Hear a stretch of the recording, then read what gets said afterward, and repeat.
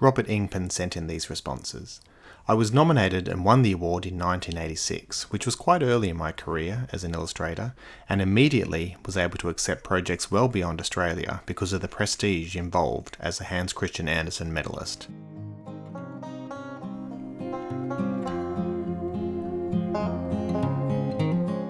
Probably Treasure Island by Robert Louis Stevenson. I would read them the description by Jim Hawkins of witnessing the death of blind Pew at night on the road outside the Admiral Benbow Inn near Bristol. I illustrated this book for Palazzo Editions UK in 2005, and it became one in a series of 17 books published with my illustrations as the Palazzo Classic series of children's literature. If they wanted more, I would read them the description of Badger's Kitchen from Wind in the Willows by Kenneth Grahame.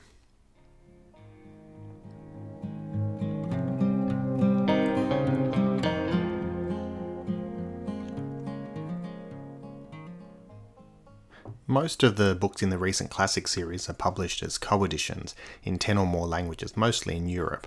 However, China, Russia and Japan continue to republish most of the titles in the series. I receive frequent letters from far and wide, mostly children, who comment on illustrations that have attracted them. Many suggest titles of books they would like to see me illustrate. Following requests from students in illustration, the Taiwanese book publisher Grimm Press recently made a 25-part online series of my work and thoughts. It is due to be launched soon as a master art class.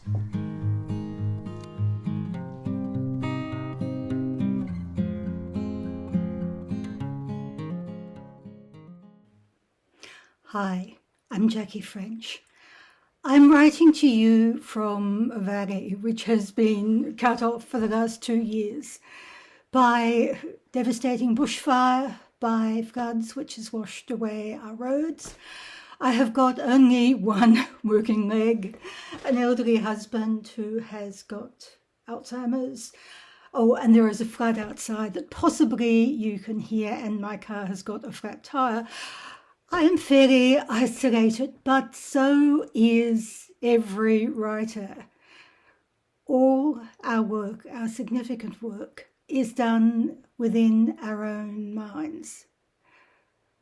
This is why awards are so deeply important to us, why it meant so much to me to be nominated for it. Because with that, suddenly, I was part of a community of writers across the world. The worlds that I had lived in my head were linked with all of these others. We are a community, we hermit-like species who write our books, tapping away as we delve inside our imaginations. We are also the most gregarious of people because we write for others. We write as part of the world of literature. And your award is one of those things that joins us closer and closer. My books have been translated into, well, at least 30 languages. I've stopped counting. Probably 60 or 70 if you count Indigenous Australian and US and other languages. Again, I can't count.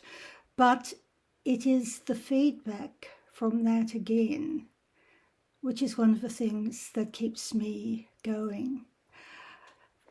I write books, but I never know what the reader will find in them. Every time a book leaves my hands, it belongs to the readers. The two of my books, which have been most translated, Diary of a Wombat and Hitler's Daughter, I think mean completely different things to me than any other person who has read it. Diary of a Wombat for me is about two species, wombat and human, who will never ever understand each other and yet learn to live together in not quite harmony, but still with enormous affection between the two of them.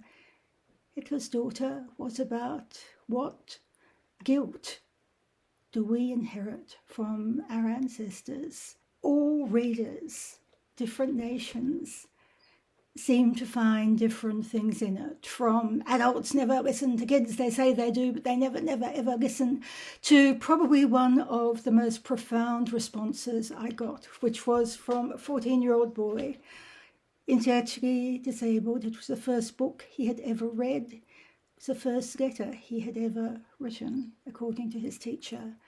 And it just said, "Dear Jackie French, what I have learned from your book is to be very wary of anyone who tries to make you angry. Love, James." And I suddenly realized he had found the heart of the book that I had not realized was there. And so after I got that letter, I began to write the sequel to Hitler's Daughter, and if there was one book I would share with the committee, it would be that one. It would be Goodbye, Mr. Hitler. On the last page it says this: "The world has many ogres. Some, like Mr. Hitler, do not even know they are ogres, but dream they are the hero of the story. But I have learnt this in the years since I was 10 years old. When you see injustice, stand beside each other and seize your spears. My spears are made of words. Yours may be different, but do not hesitate or look away. If too many look away, the ogres win. To be most deeply human, we must risk our lives for others. Only when we stand together can we be truly free." That is who we are as writers for young people. That is our duty, to see the world clearly and truly, beyond prejudice, beyond cliché, to give the kids works that will stimulate their empathy and their imagination, so they imagine new worlds, the worlds that they will create in the decades to come. A book can change a child's life. A book can change the world.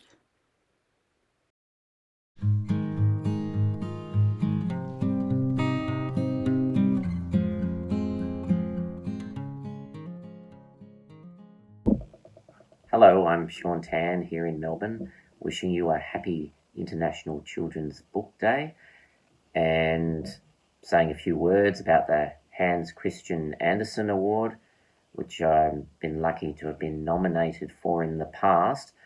What does this mean to me?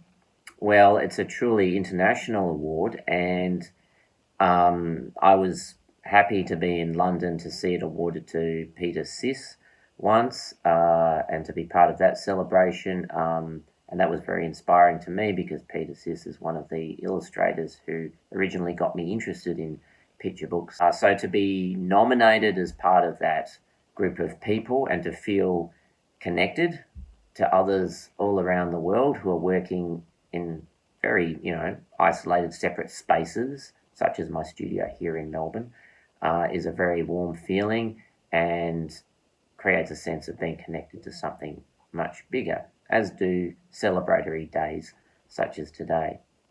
So I've been asked if I could read or share one book from my body of work with the judges, which book would you choose and why? Well, that's very difficult, but I think just off the top of my head, I would probably choose this one, Tales from the Inner City. Maybe because it's my most recent work, but also I think perhaps my most important, not just now, but in the future, since it deals with issues of humans' relationship with nature, which I think is the pressing issue of our time and will be for future generations.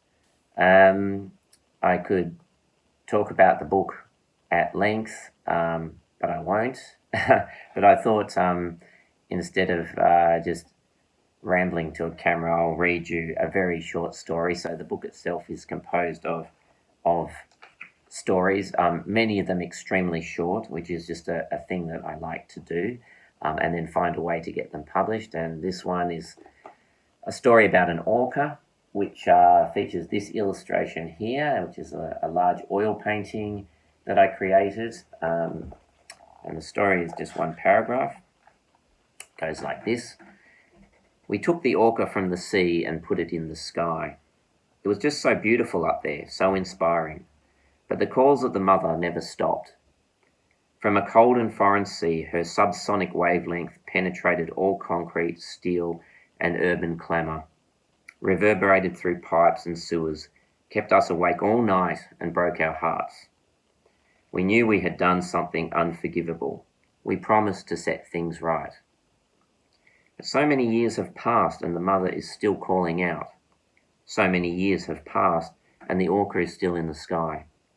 We just don't know how to get it down.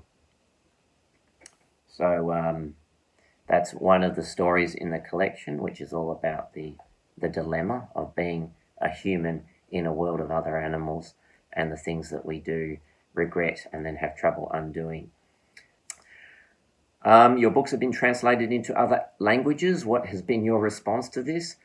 And what feedback have you received from other readers overseas? Well, I remember when I first had a book translated, it was a very small book about an evil stray cat, which was translated into Indonesian and shortly after that into German. And I was super excited. I mean, just the thought of being able to cross a cultural boundary, having grown up in Western Australia and written in a kind of a little bubble of my world. I mean, you're always listening to things from outside, but to then realise that your work goes out, reaching readers of backgrounds that are very different to your own, a very diverse readership, that's always fascinating. And I've been so heartened by the feedback, particularly from this book, The Arrival, which was an easy one to translate because it has no words, and so it had a very rapid distribution to a whole range of language groups. And I was very surprised that people came back and said that this story felt exactly attuned to their own experience of travelling to places like Poland or Africa or to and from Russia, Iceland, Southeast Asia, anywhere, which to me made me realise the true value of literature is not being able to describe specific experiences, but to describe universal experience and to be able to connect to people, to connect to strangers, really, ideas and thoughts that we all share, and hopes and dreams and all that kind of stuff.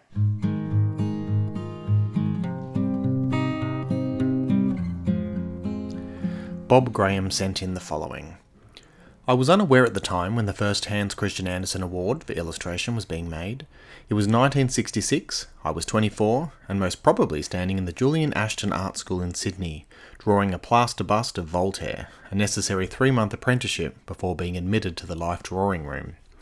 But now, in my late 70s, 54 years married, 2 grown-up children, 2 grandkids, and countless picture books and stories later, I can say that my nomination for the Hans Christian Andersen Award, an award for a lifetime contribution to children's literature, was, and remains, a deeply fulfilling event in my working life. Voltaire would surely have a quote to better express my feelings of great good fortune in making picture stories all these years and bringing me together with IBBY and children around the world, but I will simply say thank you to all in IBBY who helped make books accessible to the world's children, and to say it was a great honour to be nominated for the award. I can't think just how many books I've made since my first Pete and Roland in 1981, but I know each one of them has fond memories attached. Things associated in my mind with the story and pics and not necessarily seen in the published work. A bit like opening the family photo album and memories triggered outside and away from the photo like, oh, that photo was taken just before our dog Hazel pushed Uncle Pete off the couch. I try to bring a little of this into my stories, imagining a life outside the narrative, even after the book finishes. My wife Carolyn reminded me today that when I'd finished the last pictures of Silver Buttons about a baby taking his first step, that I had said, that's it for me, I've said about all I have to say. Well, I've gone on to make more books, so it seems it wasn't all I had to say, but the story still sparks those family album memories. The pictures are sprinkled with our grandchildren's early drawings on the walls, soft toys, the parks, the streets, the general randomness of being.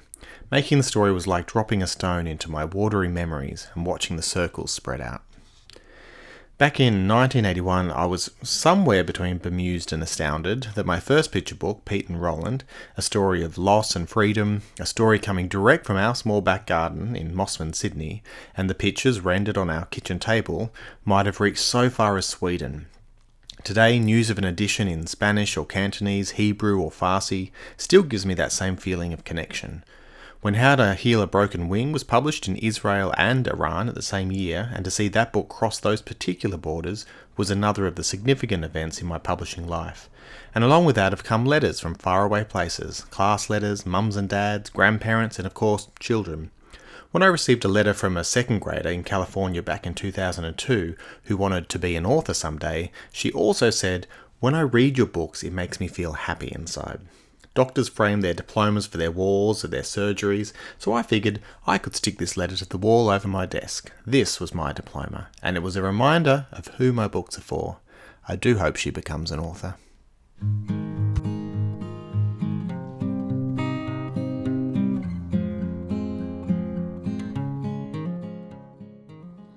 As an Australian writer, I write in the Australian language, and my first readers are always Australians.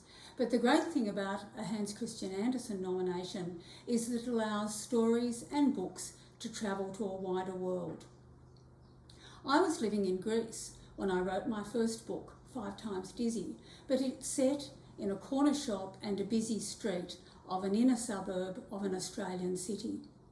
Place is always the inspiration for my work, and you can see the vibrant and exciting place of the book in the wonderful cover by illustrator Neil Phillips. Together with its sequel, Dancing in the Anzac Deli, which was an IBBY honour book, 5 Times Dizzy tells the story of a Greek-Australian girl, her Greek grandmother, and their multicultural neighbours. And of course, as a Greek story, there's got to be a goat in it somewhere. There's also a street fete, a haunted house, a football match, and lots of magic. Looking back, I can see that part of the inspiration for writing about a gang of culturally diverse and inner city kids was a French book called Le Cheval sans tête by author Paul Berner. I read it in English when I was 11, and I read it in French when I was 16. So I was very excited when 5 Times Dizzy was translated into French and it was published under the title Une chèvre pour Yaya, a goat for Yaya, or a goat for Granny. A few years after the book was published, I co-wrote the script for the television series of 5 Times Dizzy, which went to air on Australia's multi-language channel, the Special Broadcasting Service. It was the first Australian-made series to include a language other than English and to have subtitles. The nicest feedback I ever got from a reader about 5 Times Dizzy was from a young girl who had come to Australia from Vietnam as a refugee. And she wrote me a letter saying that she loved the character of the grandmother, Yaya. And she wrote, "I come from Vietnam and I'm homesick for my water buffalo, and Yaya comes from Greece and she's homesick for her goat." This humbled me because it showed me the way a child could translate the elements of story from one culture to another. And this, of course, is the great message and the great legacy of IBBY, that it enables children to meet each other through the power of story in a way that translates story through language and through culture. I'd like to thank IBBY for my Hans Christian Andersen nomination in 2014.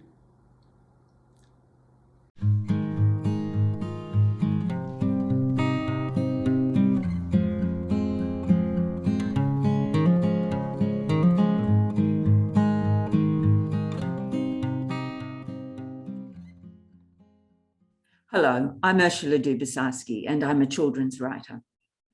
When I heard the news that I was nominated for the Hans Christian Andersen Award, it was a very emotional moment for me. It was like a warm, embracing hug from my community, the children's literature community, not only in Australia, but also in the whole world. And it really helped me find my own place in that big world and made me feel part of the whole wide world of children's writing and children's books. So I was very grateful for it, and the emotional impact has remained with me, and I think will all my life. The book I've chosen from my body of work, I've written quite a lot of books, if I had the opportunity to show the Hans Christian Andersen judges, I've chosen a novel, The Golden Day. And that's the novel in the Australian cover, and there's its British cover. And it's a novel about schoolgirls in Sydney, my hometown, in the 1960s. And it's a kind of, I think, metaphysical mystery story. And I hope it conveys some of the uncanny, almost haunted presence of Sydney that I experienced as a child and continue to experience. I chose it for that reason, but also because I think this is the book where I came closest to achieving what I hoped to achieve when I set out to write it. And that doesn't often happen, but it did happen with this book. And my books have been translated into many languages. I brought along, there's The Golden Day in Spanish, and there's The Golden Day in Slovenian. And indeed, that's The Golden Day in the US version. And I showed you the UK version before, but they're obviously both in English. Look, it's a strange, almost unsettling experience to see, I can't read it because I don't know the other languages, but to see your own words that came out of you expressed in another language. And I think you feel a kind of intense excitement at the thought of people who speak another language reading something that you've written and that it might have meaning for them. And it reminds you, or brings it home to you, that the world is got a lot of possibilities beyond the admittedly lovely English language, but there are so many wonderful other ways of looking at the world out there, and how fascinating to think that my own words are being read by people who've grown up speaking other languages. So it's a thrilling feeling, and also, it's at a certain level disconcerting. You just wonder what are my words? What sort of meanings do they carry in words that are not my own native language? It's a fantastic feeling, and you feel very lucky when it happens.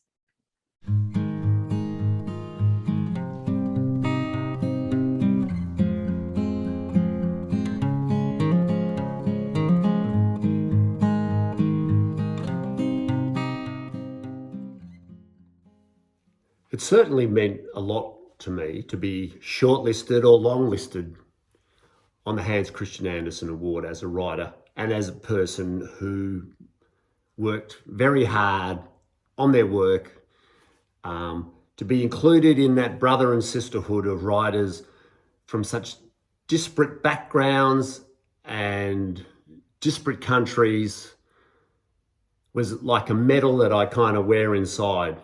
I never told really anyone, because most people wouldn't understand or know what it meant to me, or only a small part of the writing community in Australia would know that.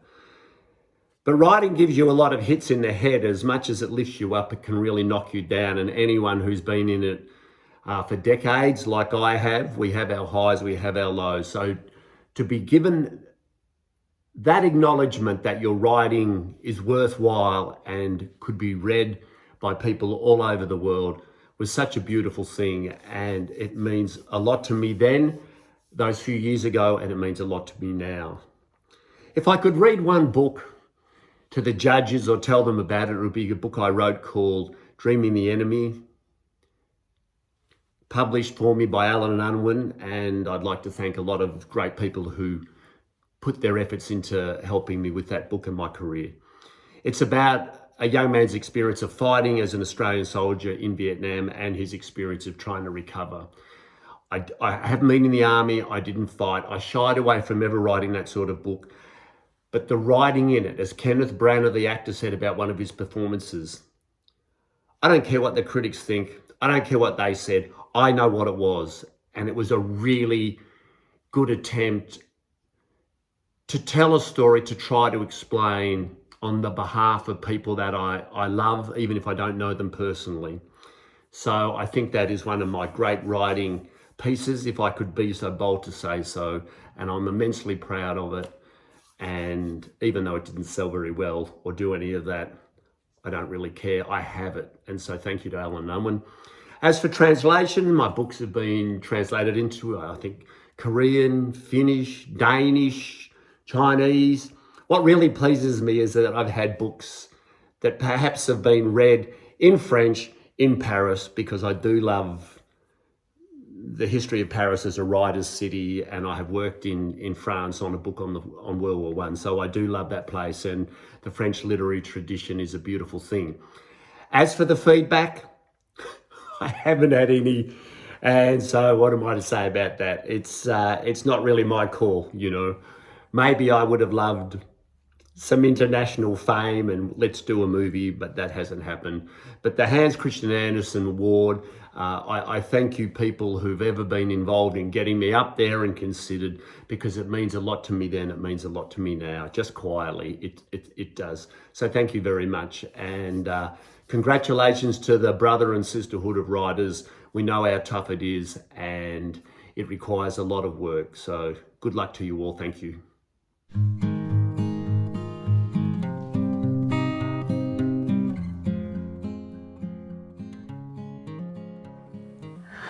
I feel both very honoured and humbled to have been nominated. I mostly work alone, and I put an unbelievable number of hours into each book I create, so it's very important for me to get a response to the books. A highlight as a consequence of my nomination was that IBBY Australia made it possible for me to participate in an IBBY International Biennial Congress. There was a wonderful energy there, and there were lots of other artists and authors and also academics, and people from all around the world gathered to exchange ideas and possibilities, and were united in their passion and enthusiasm for quality children's literature. I choose A Hidden Forest. It's a story set in a kelp forest. Kelp forests range around about 25% of the world's coastline. They provide food and shelter for thousands of fish, marine invertebrates, mammals, and birds. And they harbour a greater diversity of plants and animals than almost any other marine environment. But due to the combined effects of overfishing and climate change, they're endangered. When you see kelp under the water and you're looking up, the sun is like the light of the sky. It penetrates the surface of the water and shoots rays down, as in a rainforest. The swaying kelp looked very magical and mysterious, and there were lots of fish in the kelp. I was amazed. Like most people, I hadn't realised such places existed. Kelp has long suffered from the bad attitude of people. It tangles people's boats when they anchor and gets wrapped around the propeller. It might get slimy and smelly when it's piled up on the beach. The negative attitude's even there in the name, with it referred to as a weed. Seaweeds are diverse and wondrous plants, beautiful and extraordinary to see and explore. And in The Hidden Forest, I'm trying to give a sense of this. The particular kind of kelp I based my book around is known as giant kelp.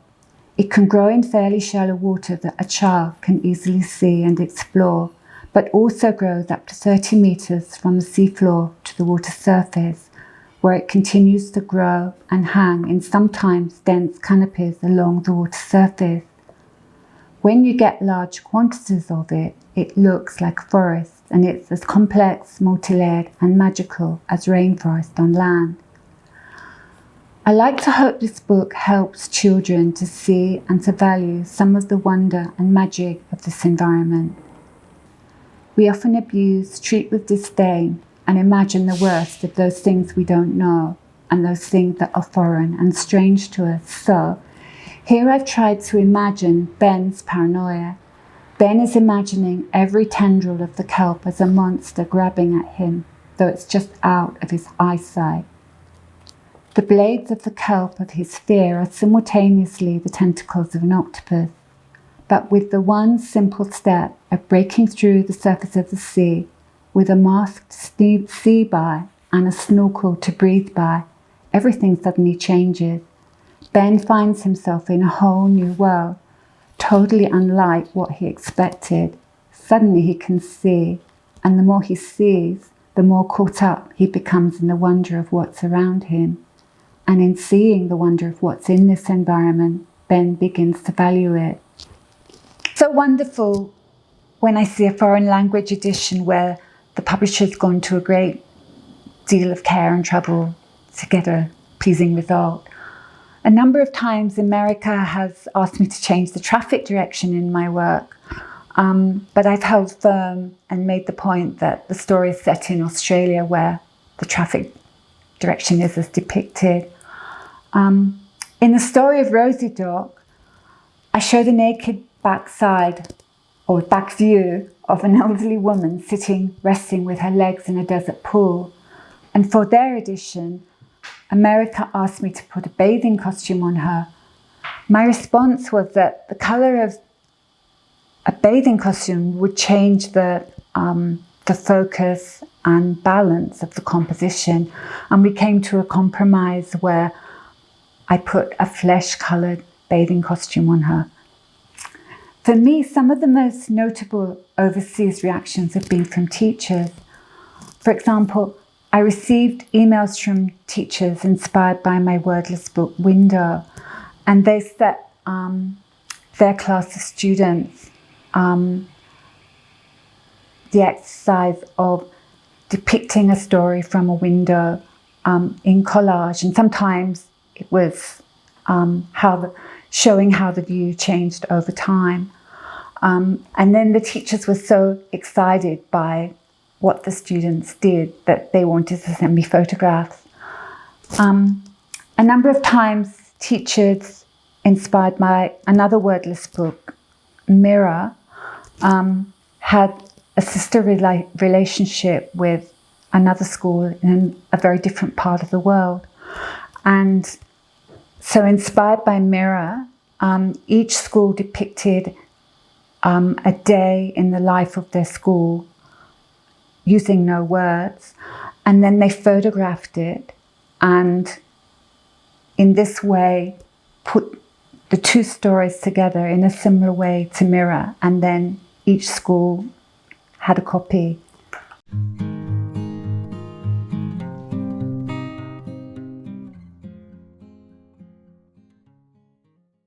My first feeling when I was nominated for the Hans Christian Andersen Award was surprise.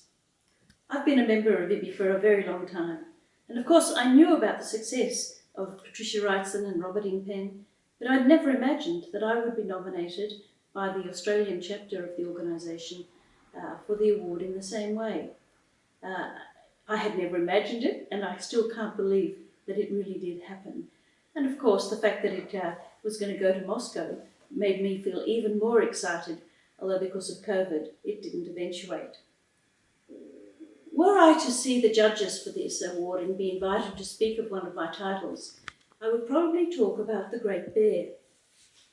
This is a title that I regard as the best of the picture books that I have written.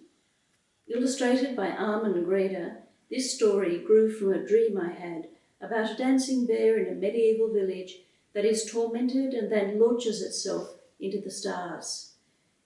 Armin illustrated it, as I said, first of all with end papers that represent medieval depictions of the cosmos, but then he moved through with the illustrations of the tormenting villagers who berate and torment the giant dancing bear. After this brutish moment, he invited me to drop the text that I had written right to the end of the story.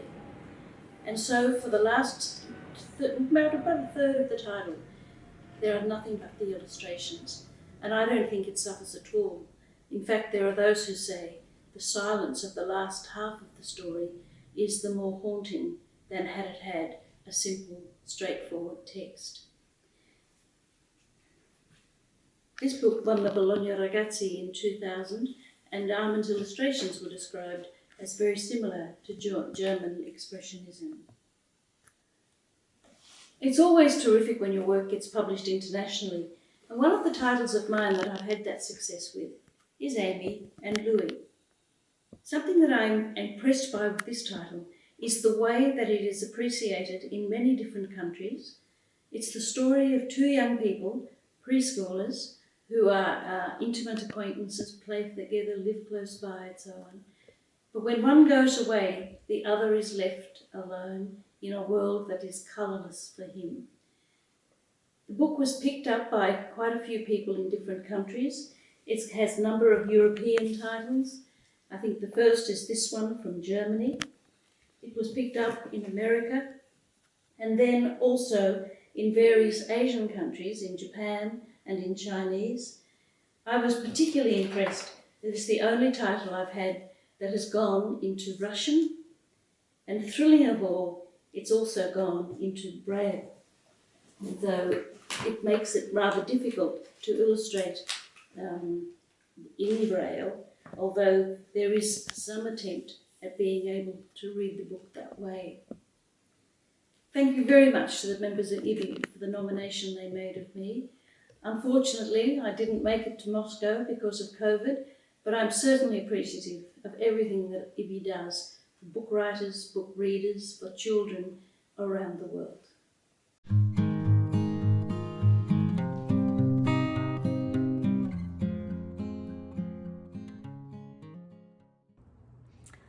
I've been passionate about picture books forever.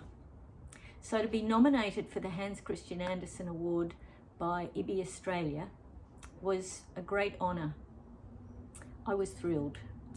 I was humbled too to have been considered for this international award, which has recognised and celebrated so many of my heroes, creators of children's literature I revere and am inspired by. Having my books published around the world, as well as in Australia, is a wonderful thing. I think it's a fantastic way for Australian culture to be recognised and for us to see ourselves and how we're reflected in other places. And I love the idea of kids reading my books all over the place. It's wonderful. I like my books to be child-centred, to be fun. I love kids to be curious, and so I do all sorts of things in my books to sort of be playful myself and to engage the child reader and the adult reader who's usually with them.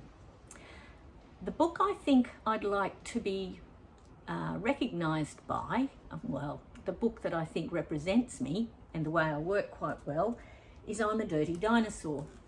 I love collaborating, and this is a collaboration with Janine Bryan and with the editor Lisa Riley at Penguin and with the wonderful Tony Palmer, who was my art director at Penguin. It's very playful, and I use different media in all my books, and this one I used mud, and yeah, I think that was really quite fun. It's fairly simple, and it's working with line, which I think is my first language. It's been translated into a number of languages, including Korean, and I just wanted to say how wonderful it is to work with the publishing companies and people in other countries. I was involved in a couple of very interesting initiatives to promote Australian books in both Korea and in China over a number of years, and became quite much part of the family of these people in other places that work in children's literature. And it was a great experience and wonderful to realise that people all around the world who are working with kids' books are pretty much like us in Australia. We're all one mob, I think, and that was interesting.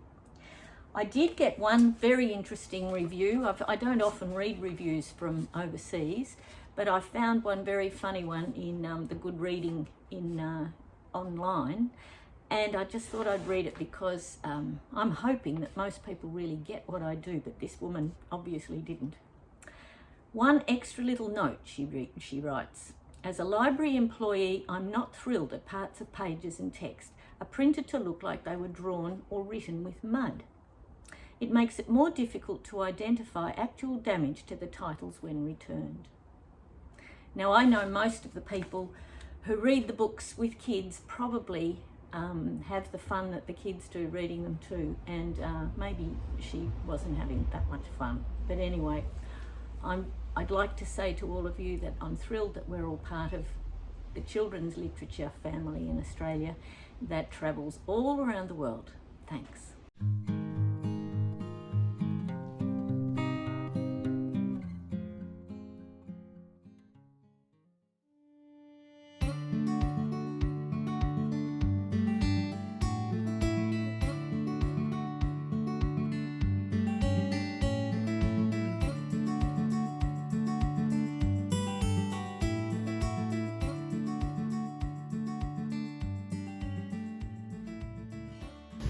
It's such an honour to be nominated for the Hans Christian Andersen Award for 2022. My first book was published in 1984.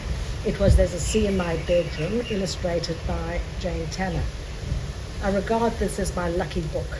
It was shortlisted for the Children's Book Council of Australia Awards, which meant that it got a bit of attention, and publishers started paying me a bit of notice.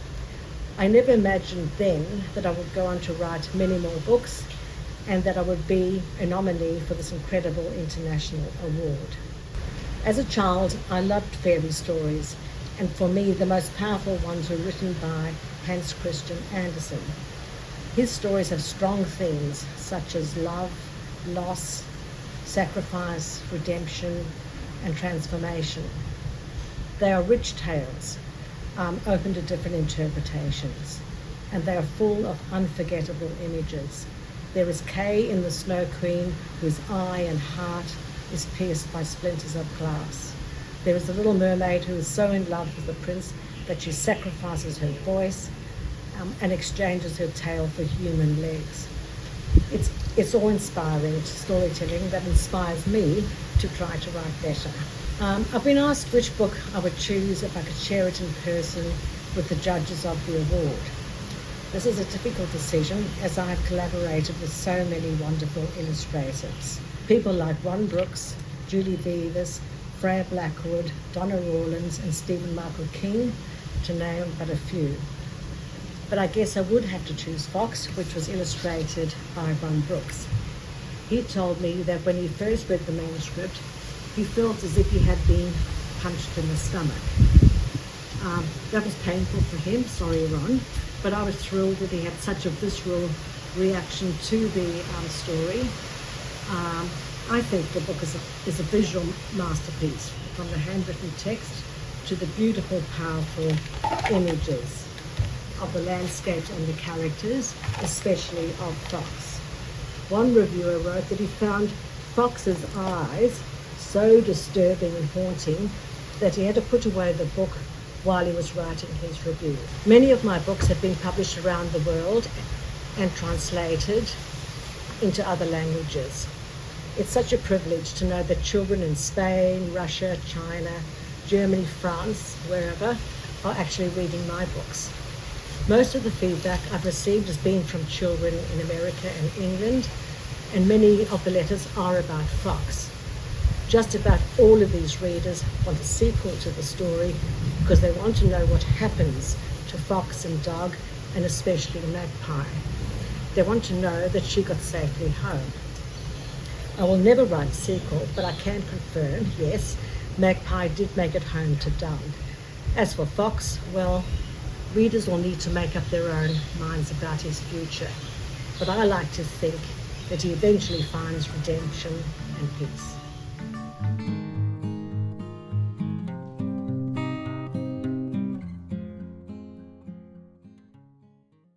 I've been doing this for nearly 30 years now, and it's actually a real honour to be nominated among my peers. There's an incredible number of talented people here, and I really believe a rich tradition in Australian picture book making. So it's an honour, and it's also it's personally it's a meaningful thing, because I guess what it says is that over all this time of producing books, that they might just have amounted to something.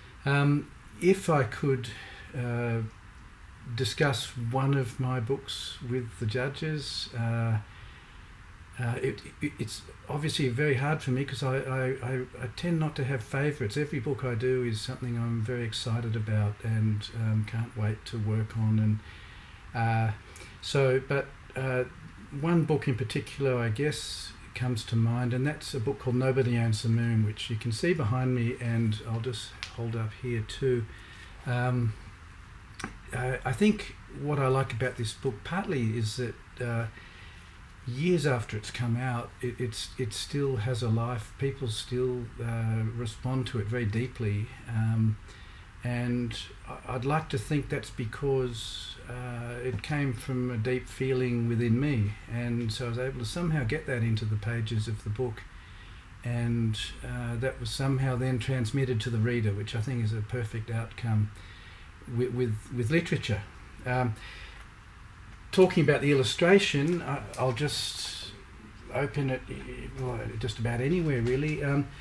What I was interested in this book was multimedia, like using anything to make marks on the artwork, so long as it worked. So there's obviously, you can see a fair bit of collage. There's pen, there's ink, there's pencil, there's sponged on paint.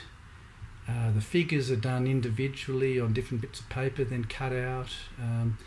It was just a very, very playful process. With regard to books being translated and appearing in other countries, that's always a fantastic feeling, that your work could translate to other cultures, that somehow there might be a quality of the universal in your work, that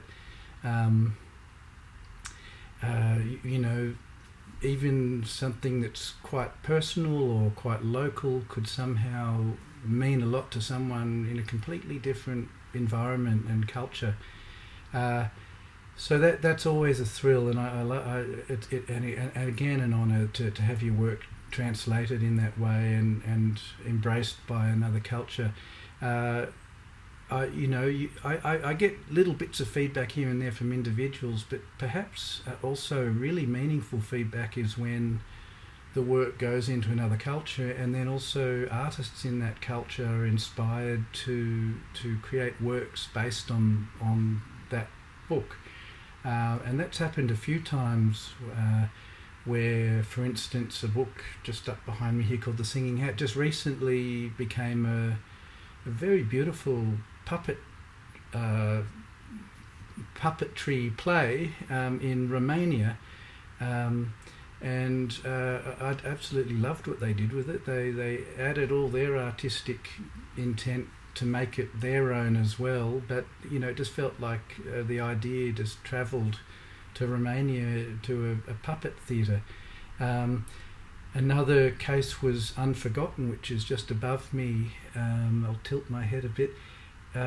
Which, when it came out in Germany, it inspired a composer there, who a fairly well-known composer, I gather, to compose quite a substantial work based on the narrative and the atmosphere of that book.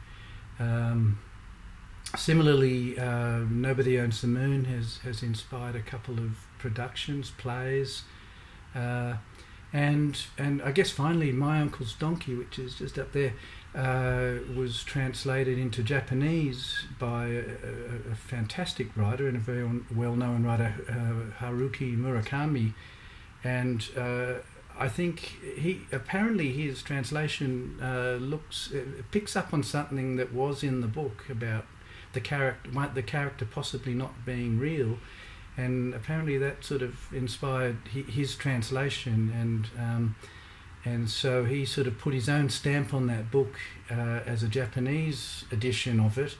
And to me, all of that's fantastic. I love that art can keep circulating, and ideas, and artists can inspire each other to create new works based on older works, where that artist brings their own artistic intent to that work as well. So I think that's the beauty of creating books, and because books can really travel all over the world, and that's especially picture books.